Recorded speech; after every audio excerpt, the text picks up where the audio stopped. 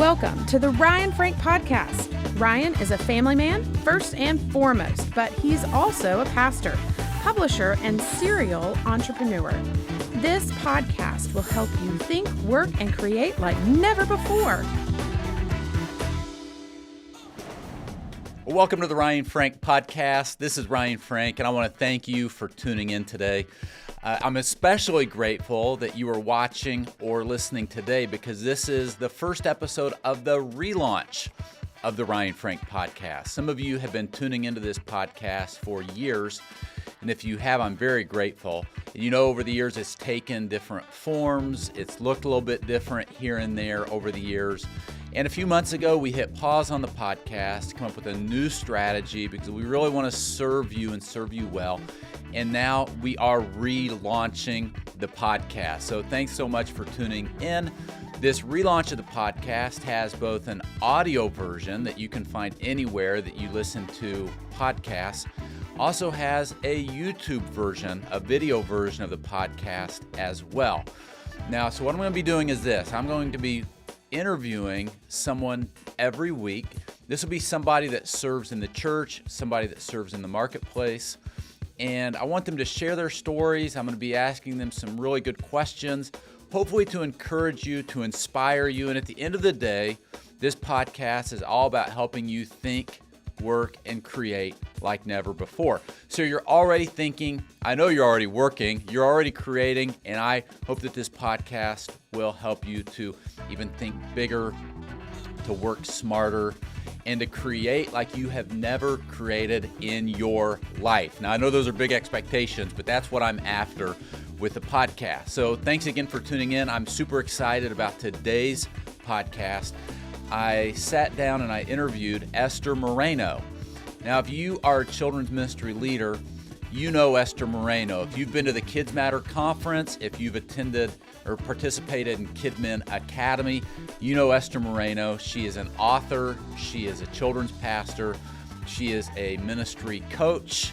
And again, she takes the main stage at the Kids Matter conference every year because she is such a part of this community, and we just deeply, deeply love and appreciate her. I sat down recently and talked to her about team-oriented leadership.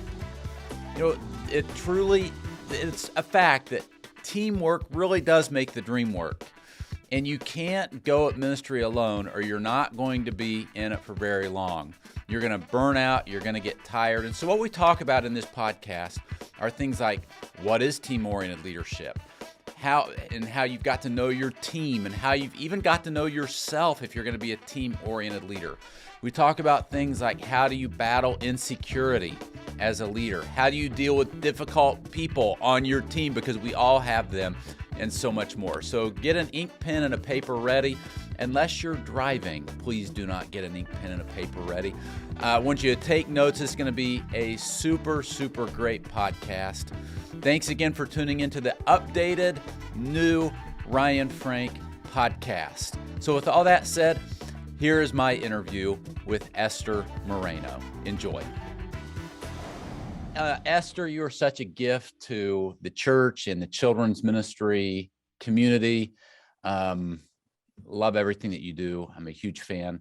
Today, we're talking about teamwork. If you've not read Esther's book, she's written several books, but the one I'm holding in my hand is The Progressive Children's Ministry Leader. It's an amazing book. And today, we're going to dig into one of the topics she talks about in her book, and that is teamwork. Esther, there is no I in team. You probably heard that as a kid. I know I did. I in team. We need teams. You believe it, don't you? 100%. 100%. Is there a time in your life? Well, first of all, just kind of let's step back a little bit. Talk to us just about teamwork. What do you mean when you talk about teamwork matters? There is no I in team, and you're talking to a lot of ministry leaders, a lot of kids ministry leaders. Talk to us about that. Just big picture, the value of teamwork. I can start by saying I was an idiot when I first joined children's ministry, graduated from seminary, ready to take over the world and go into ministry. Obviously, children's ministry was an area I knew I wanted to be in, but had no clue on the importance of teams. And I think that that is a struggle for a lot of us. We get hired for a position and we think it's all on us. My first meeting, I thought, I'm going to have this meeting and have all these parents come in and people really share their heart about the children's ministry and where they wanted to go. And I remember asking people, say, hey, would you be willing to do this? Would you be willing to do this? And one man, I'll never forget, he said to me, well, isn't it your job to do this, to get all of this done? And I think sometimes the expectations of maybe leadership or even of those around us or members of the congregation or parents, we tend to lean into that and we fall under this pressure of I have to do everything. I'm getting the paycheck, or maybe not even a paycheck. I am the one who has the title of leader or director or children's pastor. So I have to be the one to do it. And you wake up one day and you're doing everything and you're scrambling. Because you can't do everything. Next level children's ministry, no matter how you look at it, demands teamwork. It demands strong teams. That's so true. And, to piggyback on what you said about expectations of the church, I think part of the problem with just kind of the church today in general is it seems like, and especially when you contrast it to the early church in the book of Acts, it's like we hire everything out. And the bigger a church gets, like you hire out, the children's ministry, you hire somebody to do the youth group, you hire somebody to be in charge of the parking lot. All this stuff gets hired out. And I do think it can create a mentality for leaders that, this is my job, this is why I'm hired. And it also can create a mentality for the people in the church that the stuff that gets done around here gets done by the pastors or the people that get paid. And that's not the biblical model, is it? Yeah. And I think, Ryan, what you're talking about is culture. And I think that we forget that you can build a culture for your children's ministry, regardless. When you come in, you're building a culture regardless. So you can build a good culture or you can build a bad culture. If you're doing everything, you can build a culture around this one person does everything. So you end up having tons of people around you who are completely lax, who you can't get to do anything. And you don't even realize it's because you have built a culture where you do everything. And it's so important that we are intentional with that and that we build cultures that are built around teamwork. I don't go to Ryan for everything. I don't go to Esther for everything. If I have an issue with junior leaders, I go to the junior leader, the leader of the junior leaders, and I reach out to them. And if it's deeper, then they'll reach out to the children's pastors or the children's directors. But I think we really struggle when it comes to where do we even begin when it comes to building teams. And especially if you're new, you go into a position and we fall into the culture that has already been created instead of really stepping back and saying, what is it that we need? What is it that I need to perform well? What is it that this department needs to operate at the optimal level? One of the recommendations I always give children's ministry leaders and directors is when you go into a space, really identify the key roles of what the department needs to function well, not the roles that have already been established, not the roles that the children's pastor from 1983 created, but what is needed today to function well, to make sure that you're not doing everything, to make sure that you are operating from a place of teamwork. Teamwork is empowering to people. When people feel trusted and they're over a responsibility, it causes them to lean in. So I think that it's so important that you develop those key roles, that you are bold. Do you need? Maybe you need an administrative assistant, just for the children's ministry. Who is it? And I'm a firm believer. I think that sometimes we can be so negative. Oh, I hate this. In children's ministry, just this negativity, of children's ministry. It's so hard and it's a drag and we have to, I get it. I'm not saying it's easy, been there. I know that it's work, but when we put these things and these certain elements in place, it can make it a lot easier and even enjoyable. And even the relationships we build Teamwork makes the dream work, Ryan Frank. It does. We could just, conclude the podcast right there, because boy, you're spot on.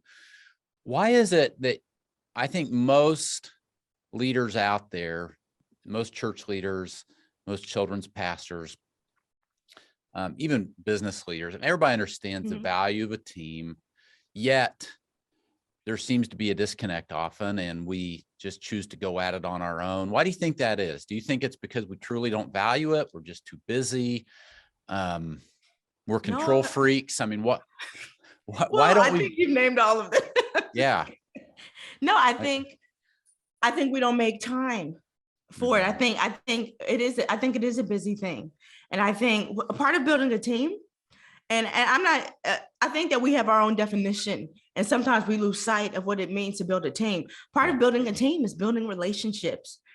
You have got to take out the necessary time to build relationships. And we feel like, oh my goodness, I have to do this. I have these pressures. I have these demands. I don't have time to build relationships. When you do not have time to build relationships, in order to build a strong team, you have to have a relationship with these people. Exactly. Not fake relationships, an authentic relationship. And that requires time. And I think that we fool ourselves. It's like we become these hamsters on a wheel. Yeah. And really, and we stay on that wheel just because we won't take out the necessary and appropriate time to build relationships. And I've heard it time and time again, Ryan, from leaders of, that sounds nice, but I don't have time to do that because I have to do this, I have to do that. I was just speaking to someone the other day, over multiple campuses, and feeding me with the excuse if I don't have time to go to the other campuses. You're over the other campuses, but you don't have time to build any relationship over those leads for the campuses.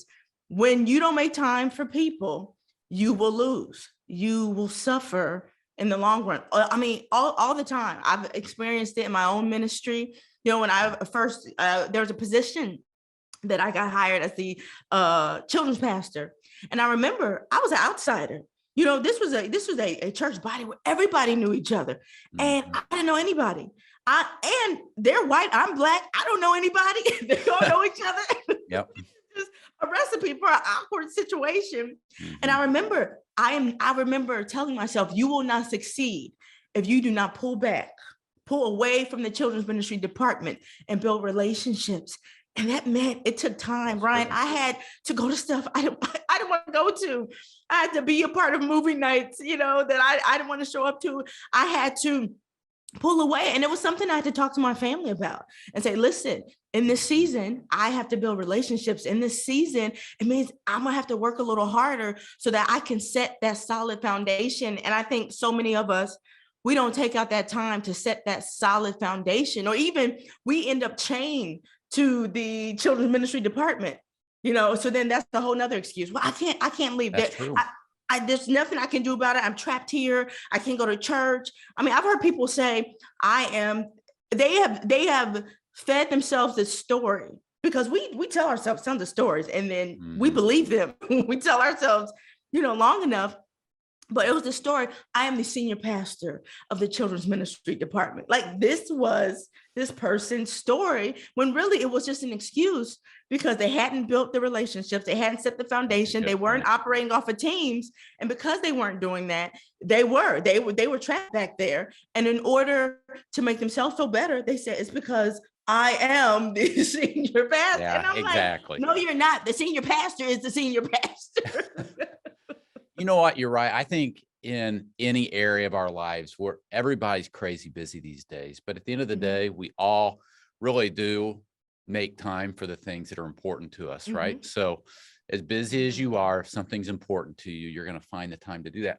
What do you think, Esther, this looks like practically? What would you say to someone who, maybe they're a church staff person and they're like, but, I only see these people for a few minutes on Sunday, or maybe there's a bivocational leader that's like, yeah, I'm in charge, but I've got a job through the week, working over here.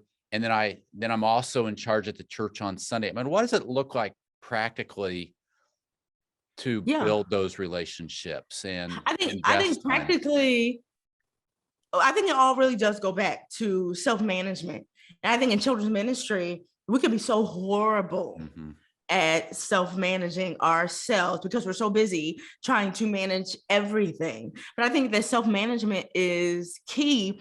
I'll tell you one thing, Guy, my husband, one thing that he does to maintain relationships on his way home, he goes through his phone alphabetically and to ensure that he is calling people and checking up on them.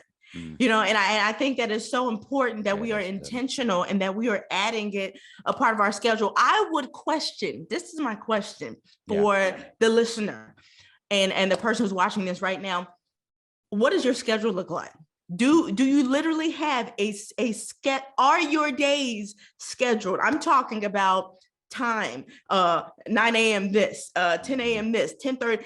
I would question for the person who says that they don't have time to do anything, if they actually have a schedule that's laid out, because you can schedule, I'm going to call this person. You can schedule, I'm going to check in at this time, and you go to your schedule, it's this time. And you have to respect that schedule. When you do the schedule, you have to respect it. Okay, now I'm going to call this person because it's 10:30, and bam, you just made somebody feel like $1 million because you added it a part of your schedule. And I don't think that we do that.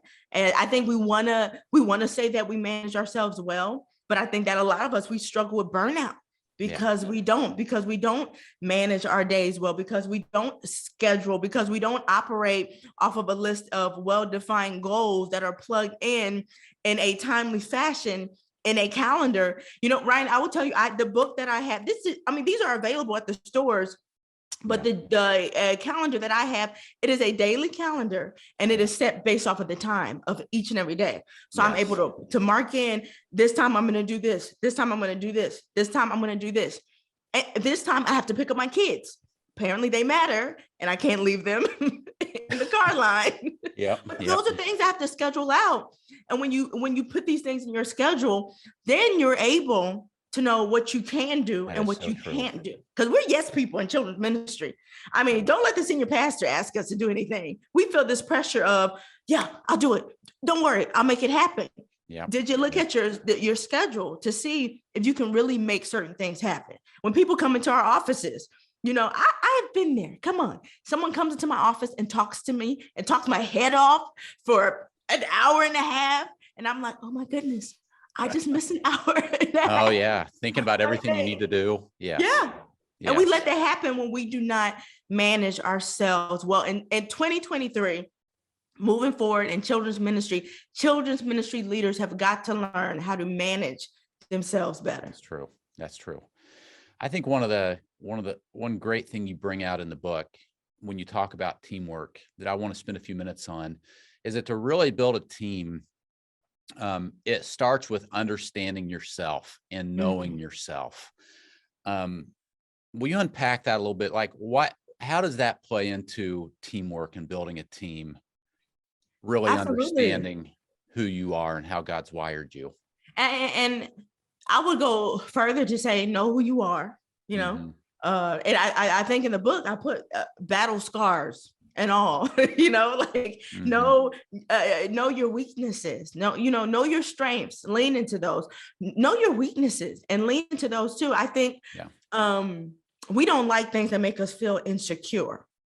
We don't want to, that's uncomfortable for us in children's ministry. We're a leader. We want to be all things to all man, but we forget that we were not created to be all things to all men. Like, we cannot do that. We need teams.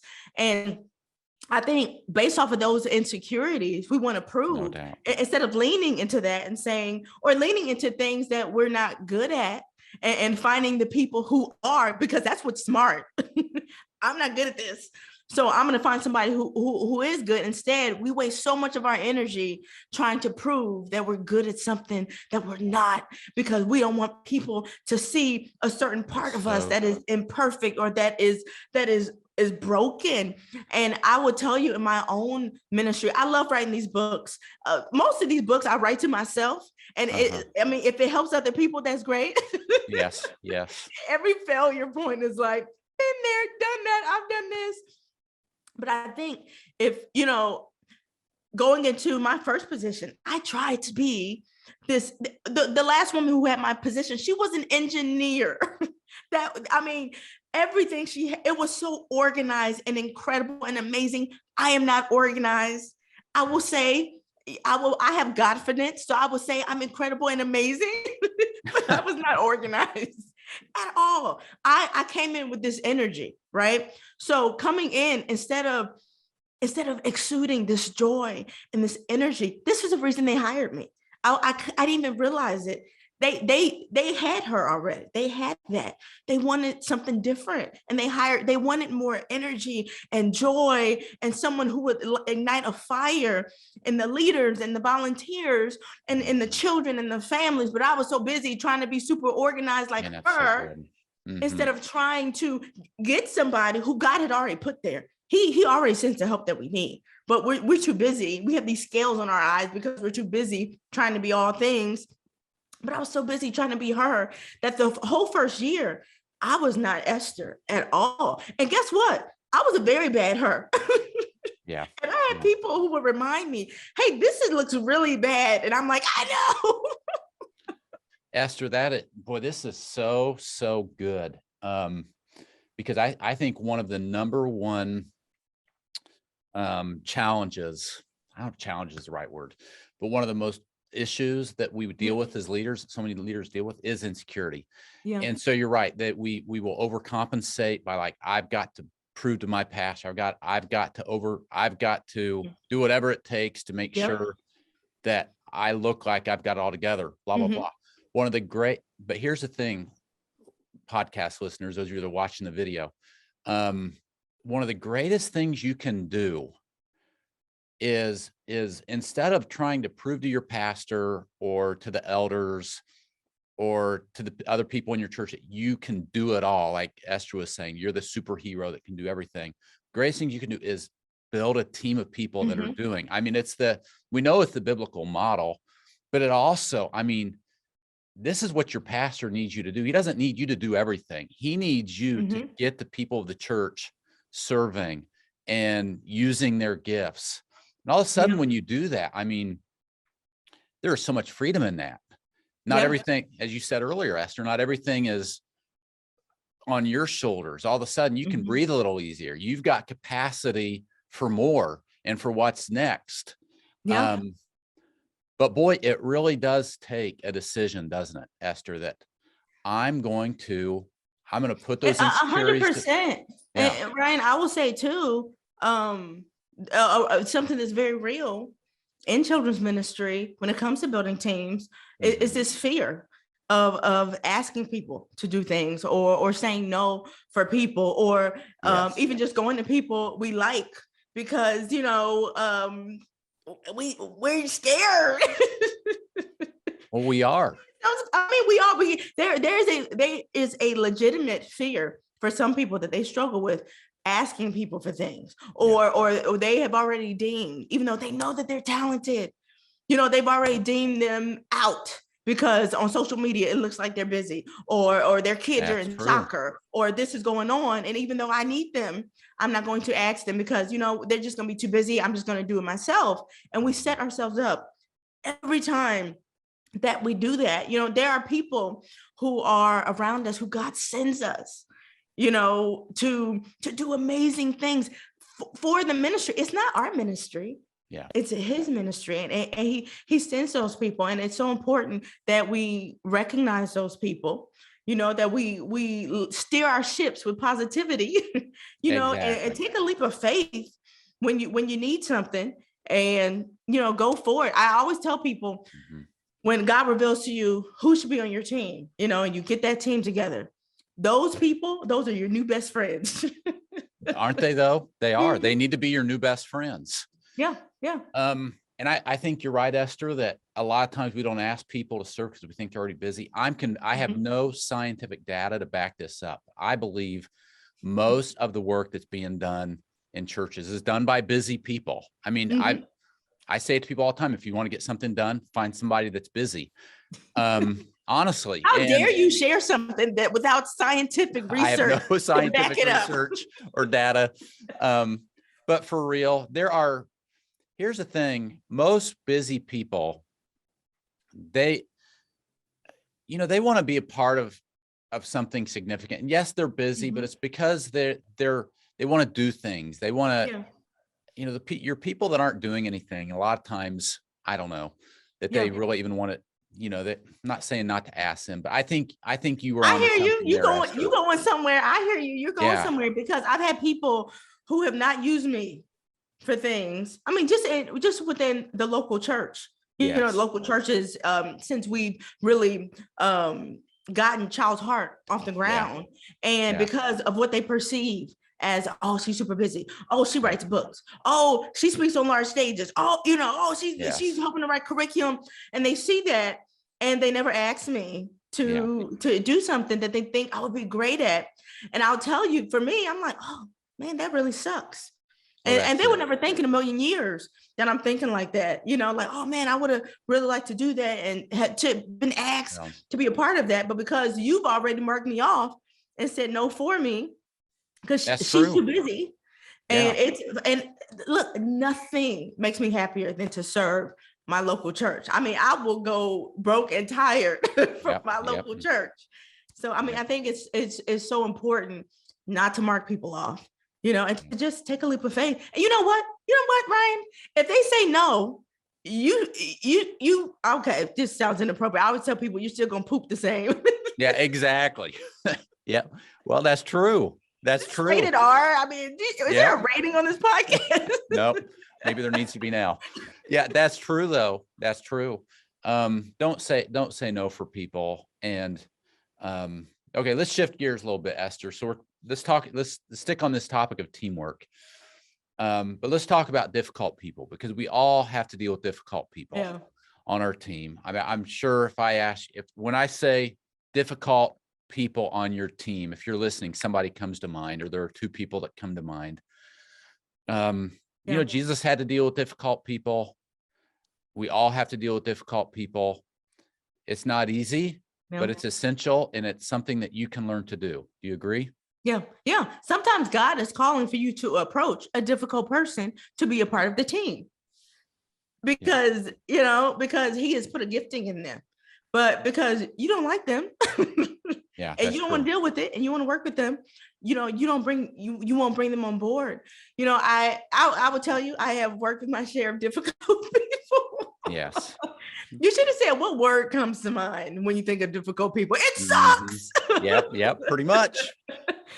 It does, but I love how you talked about Jesus. Jesus constantly dealt, with difficult people. The prophets constantly dealt, with difficult people who should have known better, who should have known to respond in a certain way, to act in a certain way. But guess what?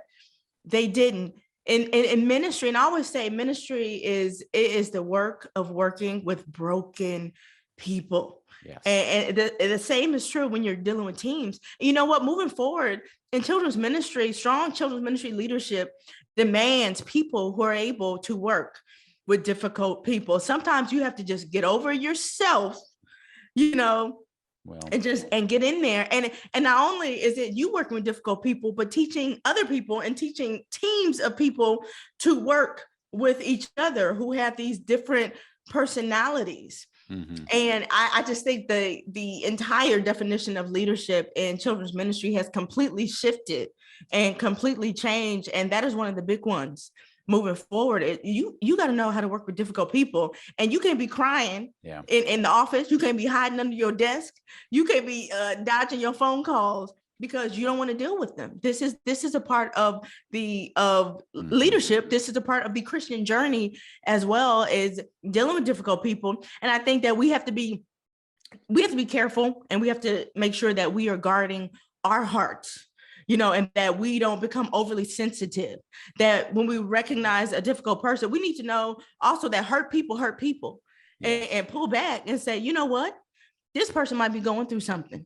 There might be something, something legitimate that is happening in their life that is causing them to lash out. And they're not lashing out on me or on this person. They're lashing out because of the hurt that they are experiencing. And instead of getting an attitude back or, I've seen this before. Leaders blow up. I'm the leader. You ain't going to be talking to me like this. That's true. That's true. Instead of doing that, pulling back and talking to the Holy Spirit and saying, Spirit of the living God, what is it that I should be praying over this person, and continue to pray and to pray and to pray and pray. I promise, if you pray continuously over a person so much, you will start to like them, because they are consuming in a positive direction your life and your thoughts, and they start to feel something because God's presence is all over you as you are with them. And all of a sudden you're wondering, when they're with you, why have they just opened up about this situation that's going on with them? Because you in your word, because you are constantly praying for these people. I mean, it is something that's not going to go away, and we have to guard our heart and go in there in this battle like warriors. Yes. I agree 100%. It's difficult to hold a grudge against somebody or have an attitude towards somebody that you're praying for every day. I mean, that's just the reality of it. I've also found, Esther, I don't know if you have, a lot of times when I identify somebody as a difficult person, it may not be that they're truly a difficult person. It's just that they're different than me, or that, for example, and this is why I think it's important that you understand the dynamic of that you know yourself and the dynamic of your team, and that we're all different. They're, whether you call it their learning styles or their personality profile or whatever. For example, I thought, as you were talking, of a time, this is probably going back 15 years. But one of our teachers at the church taught the 2 and 3 year olds, very faithful worker in the church, but sometimes I found her to be a little difficult. And one thing that she wanted some cubbies on the wall for her to put diaper bags in, or, stuff for the kids. So I saved up budget money and decided I was going to surprise her with those cubbies, and ordered cubbies, and I put them they came in a box. I had to put them together. I hung them on the wall as a surprise to her the next Sunday when she came in. And I swung by her room the next Sunday, and the first thing she said was, that she really would have rather the cubbies been over on that wall over there. And I remember, and this could have been 20 years ago. This is Ryan in his 20s. I remember getting really, really upset about that, thinking, does she not realize I not only bought those, but I took a whole day and put those things together, and then, hung them on the wall. But the reality was that my personality is, I just am gonna get it done, check it off the list. I think it can get hung up here. Her personality is more analytical. The reality is, she was a faithful worker in the church. She showed up every Sunday. She loved those kids. Yeah. She took pride in her room. She had wanted cubbies forever. In her brain, in that room that she took such pride in, they would have been over here. Where I'm a get it done, she is more of an analytical and would appreciate a conversation. So a lot of time, my point is, when I think about people in my life that I define as difficult, a lot of times it's just that they're different than me. They process things different. They respond different. And maybe they're not a difficult person. So if I really understand the dynamic of the people on my team, I may not view them quite as difficult as much as, oh, you know what? They're just, the reason they keep giving me lip is because their personality, they need to be communicated to, and I'm not communicating very well. If I would start communicating more to that person, they might get off my back a little bit more. Yeah. So you got to understand. I think you said it. The reality is, and I think a lot of us need to do that more and say the reality is about this person, and start to state off just positive things. I love how you said the reality is this woman is a faithful, volunteer. The reality is, this person does this person opens up the doors for me. This person makes sure that this job is done. And I think that we could really benefit if we stopped when we wanted to kill somebody. I'll tell you, I'm in a Bible study right now. There's a woman in Bible study who drives me mad, like loony. and it comes off, I just smile. Yep. Every time she speaks, because in my head I'm like, I want to kill you. Yep. And and I have to tell myself, the reality is she's here because she's trying to grow and her understanding of God's word. And that is incredible and amazing. And the reality is some of the stuff she is saying is legit. Like it is true. And it's things that I need to grow in and, and focus on. But it's so true. If we would pull back and say, the reality, if we would pull back and say, these people might be going through something. And also too, the reality is, and sometimes we're the problem. Sometimes we're the difficult person and we want to point it all on them. Well, that's true. We think the church secretary is, difficult to work with. The reality is we just don't communicate well enough to her. Or why is the custodian or the janitor at the church always upset with me? Well, maybe he didn't know that we were doing A, B, C, or D.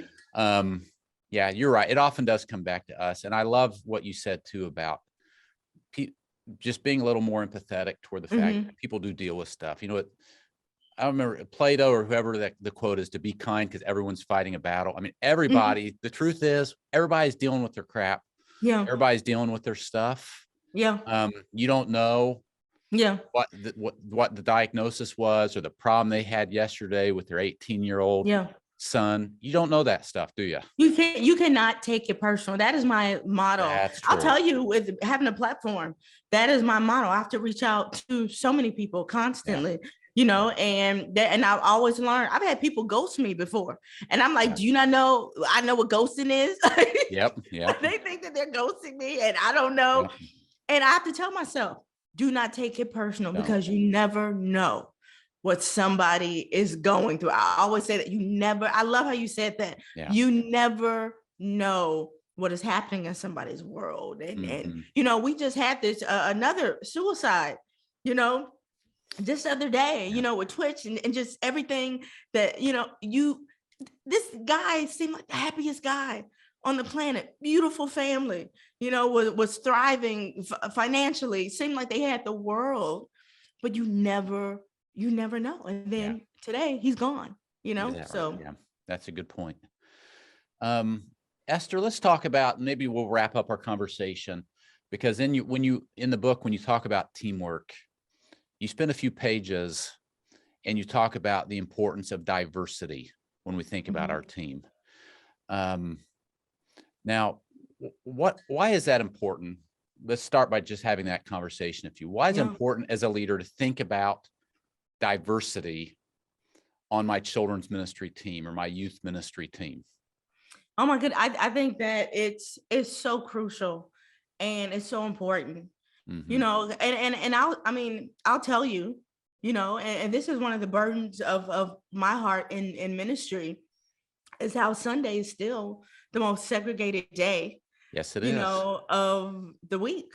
It is. And for me, that is a heartbreaking reality. Yeah. But when I look at teams, I can understand. When I look at a leadership team and they all look exactly the same, I can understand, how people come in and they say, oh, this is a team. Oh, well, then they define it as that. Oh, well, they do, right? So if you go to a church that has, different cultures there, but they look at the entire leadership team and it's white, they say, oh, well, this is a white church. Or you go to a church, look, I'm seeing some sprinkles of everybody up in here, but then they see all black, leadership team. Oh, well, that's because this is a black church. Yep. And I think that is so important, and not just, this isn't just a race thing. This isn't a black, white, Asian, Indian, any type of thing like that. We need to think of that as well. Ethnicity. I think we also need to think about socioeconomic status. I've seen so many people, just rack their teams come together, rack their brains on how can we effectively reach the community. And I always think in my head, why don't you get somebody from the community who goes to this church and bring them part of the team? Good point. So that they can help us know what this community needs. But instead, we don't do that. We have people who act like us, who look like us. And I don't want to paint it as something that's it's this horrible thing. It is a natural thing for us to be drawn to people who are like us. That is true. human nature, That's but we true. have to be intentional. When it comes to diversity, you cannot get past the word intentional. You have got to be intentional to create a diverse team. We already know diverse means different talents and abilities. I think that we're beyond that in children's ministry. I think that this is a definition that we already know.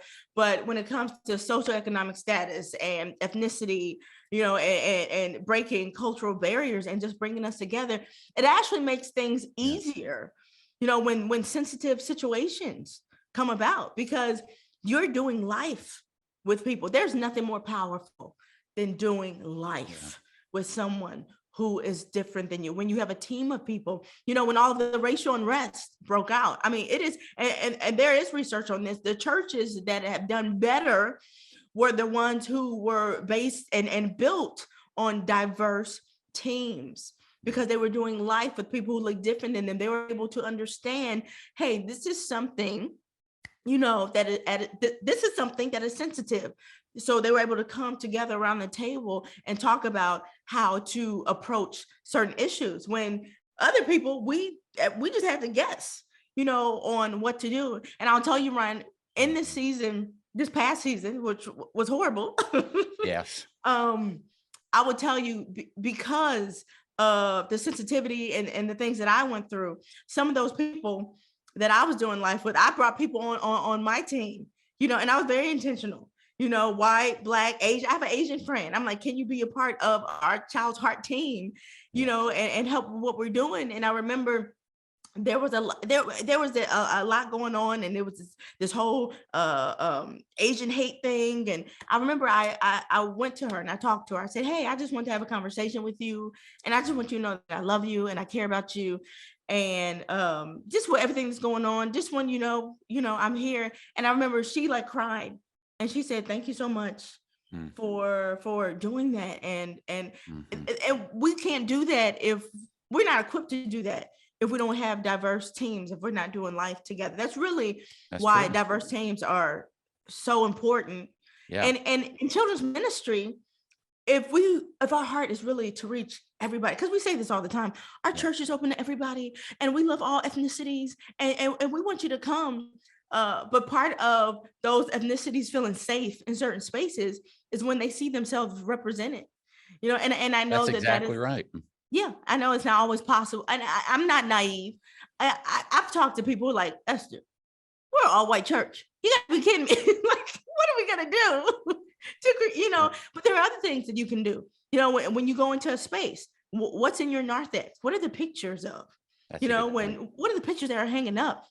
Are there pictures of diverse families, or do you just see one race? Are the pictures you see, does it just represent those who are at your church? We have to be intentional, even with the images that are around us as children are coming in. That's because it really does matter. That's a good point. You remember, Esther, I think 3 years ago when I gave you a call and I said, Beth and I are really concerned that our platform at MegaCon and our speakers, it's way too white and it doesn't reflect heaven. And I asked you, would you help us figure this out, and who can we, what can we do? And we're trying to improve in that. I think we are, but you got to be willing to have those conversations. Yeah. And they're uncomfortable. Well, they are uncomfortable. Yeah. They're uncomfortable. Esther, I love what you said about images, because I wanted to ask you that question. What would you say to somebody who, they look around their church, whether it's a church with 50 people or 250 people or more, and they're like, man, we're all white, or we're all Black, or all of our volunteers are mid-age moms, or we have no special needs people in this church whatsoever. Or, we're all, whatever that diversity looks like, we all look the same. Where do you start? Now, I love what you said, because a starting point, an easy one, is what you said about images. I mean, what images do you have on your website? What images do you have on the bulletin boards and the pictures in the hallway and so on? Is there any other thought or two on here's something basic you can do, at least start by doing this? Yeah. I mean, I definitely have a few things. I think It's uncomfortable. I think that you have to be intentional.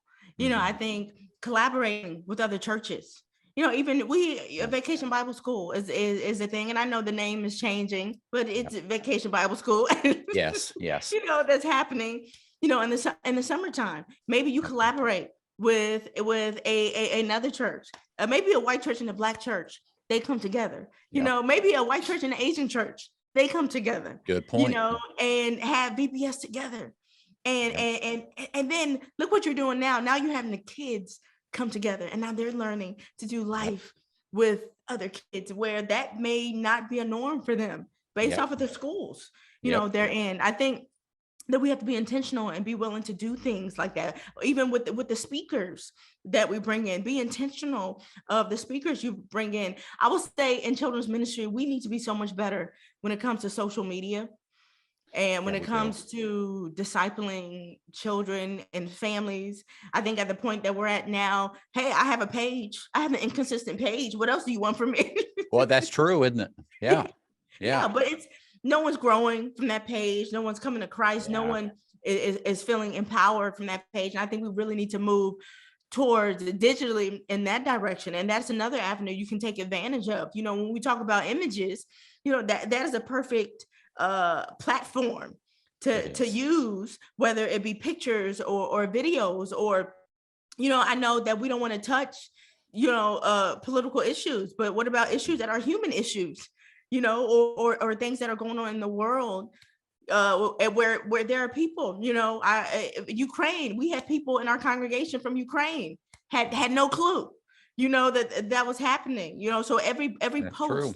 about that, and praying for the children and how to talk to the children about that meant the world to them. There are so many things and avenues we can go, but we have to be intentional. You do, don't you? To make it happen. You cannot say no. You can't say, oh, because it's awkward. So what happens is we do nothing.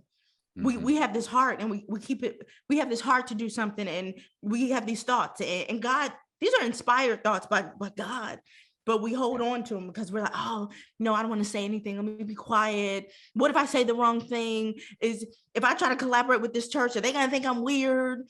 And so we don't do those intentional elements that do matter. I've had people who have said, I'm scared. I don't want a Black kid to be the token kid.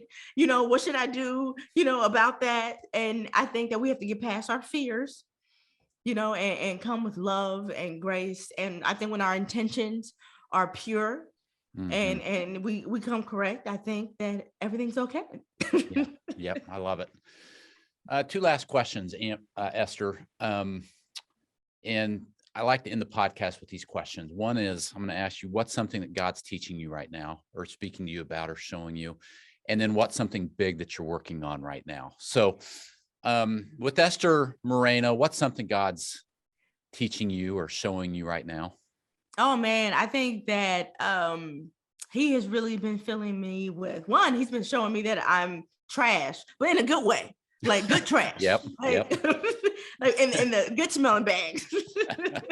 Yep. No, so I've been studying the prophets and the minor prophets and the major prophets, and even with Jonah, but I've been studying Jonah in the sense of his brokenness and his feeling that those around him were unworthy of God's grace and forgiveness. And it's just really been causing me to really examine myself. We see people, or we see people groups, or even those who aren't Christians, or who don't operate under God's standards, and it does something to us. And we get a little cocky, and we think that they're not worthy of God's love or forgiveness or salvation. And we respond in a certain way, kind of like Jonah when he whined, and cried. And it was really upset with the Lord that he showed grace to those vile Ninevites. And that's something else. Yeah. So it's really caused me to really examine myself and just have grace and just realize God's love is for everybody.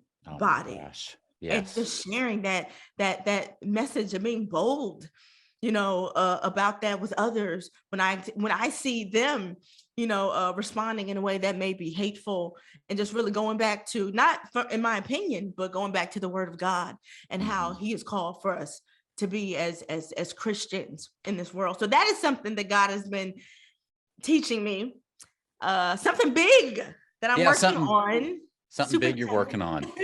Obviously, I'm working on a new book. So I am super excited. And that's awesome. Talk to us about that. I mean, I don't know how much you want to share. You don't have to share as much as you want to share, but we love Esther Moreno's books. It is super exciting. Really, we've been really feeling led to create a project on children's ministries that are struggling with those. There are little cracks in your foundation that you don't realize, and you think everything's okay. Yes. And then bam, your children's ministry is in crisis. So this book project is really geared towards helping children's ministries to identify those cracks and to seal them up and to work towards a spirit of excellence so that you do not end up in crisis. It has just been a grueling, because you write books, and it's so funny to me because I'm like, this is a grueling process. You amazed me, though. Before we started recording the podcast, I did not know this about you, that you said you can literally sit down and in a few weeks write a book. I do. 2 weeks. And I have an entire rough draft complete, done. And the Lord has humbled me. And my husband is so funny. He's like, you're crazy. You're just being normal. Normal people, it takes them some months to write a book. It does. Like, I mean, that Esther, that's a superpower. I mean, so I'm curious of your process. I assume you start by kind of outlining, like, this is what I want the chapters to be? I do 7 topics. I like to do 7 topics. Sometimes the Lord may put more topics, and I make those the titles. Then I take every title and I break it down into an outline. So each chapter has an outline. And you know what I do? I go to people, I talk to people, I get insight. And it's so funny because people will tell me, oh, you're amazing, you do this and you do this, and they think that you're Superwoman. And I'm like, no, I'm just smart, and I know how to get help and talk to people and get the help that I need. I know how to utilize people around me. That's true. And to get them to do that. So I try to work smarter and not harder. Yes. Well, that's amazing. So you start by outlining the 7 chapters, identifying 7 chapters, outlining each chapter, and then you just kind of, like, one chapter at a time hit it. Just how I'm going to focus on. I would tell you, when I was in a psychotic mode, 2 days. I gave it 2 days. One chapter had to be done in 2 days. And so I had to measure. I say, okay, what is you? Because you don't want to produce a pamphlet. You want it to be a book. You do. So I said, okay, about 8 pages, single space is a good hefty chapter. So 4 pages today, 4 pages tomorrow, done with chapter 1. And I did that for like every 2 days. And I would break it up. I would have a family meeting. Hey, everyone, by the way, you no longer have a mother for the next 2 weeks. For the next 2 weeks, I'm checking out. Yep. And I hear you have a wonderful editor. I mean, he's just a wonderful editor. He's incredible. Editors are so funny, Ryan, because they edit your work. And it's so funny because after they edit, then you have to go back in, because editors may change your voice a little bit. So it's so funny because you have to go back in. I'm like, this isn't what I was trying to say. Change it back. I wanted to say when it's your husband, it's fun because then we just argue and insult each other the entire time, and then until we're laughing at each other. But yeah, I try to get multiple people to kind of look over the project to see, hey, what do you think is missing? Is it readable? I like to use Grammarly a lot because I am not. People think I'm a great writer. I just use great people around me, There you go. I use, programs to help with initial grammar issues. I am not a grammar snob, but people around me are. Yep. I assume the book will be ready and probably by Kids Matter Conference next fall. Oh, yeah. This is a New Year project. So hopefully, early in the year. When this is released, maybe we'll have some action going. We'll see. Well, podcast listeners, those of you watching, I hope that you've enjoyed Esther. Esther's the real deal. There are very few people. There are a lot of people that come back to the Kids Matter Conference. It used to be MegaCon every year in one way or another. Very few that we bring back every year on the main stage. I don't know what I did. And it's so funny. We laugh about it all the time. What? My husband's like, oh my goodness, you got invited back? What is wrong with Oh, them? I know. Well, here's the thing. Esther is a part of our, we say around here, she's part of our DNA as a conference, and we just feel such a kindred spirit with her. And she's such an excellent communicator that, yeah, she's going to be back on the main stage again next year at a new church. Have you ever been to World Outreach Church in Murfreesboro? I am not. I'm so excited. We've already invited friends and other churches who are coming down, and they're excited about being a part of it. Yeah. So we're just super pumped, and I am starting to really look like an angel now. You are. You got a white glow around you. The Holy Spirit. We'll say it's the Spirit. That's her story, and she's sticking with it. Esther Moreno, thanks for joining me on the Ryan Frank podcast today. Keep up the great work. Awesome. Thanks. See you guys later. This episode of the Ryan Frank podcast has ended, but be sure to subscribe for more conversations to help you stay on the leading edge. And if you like what you've heard, please rate this podcast with 5 stars. Thanks so much, and we will talk to you next time.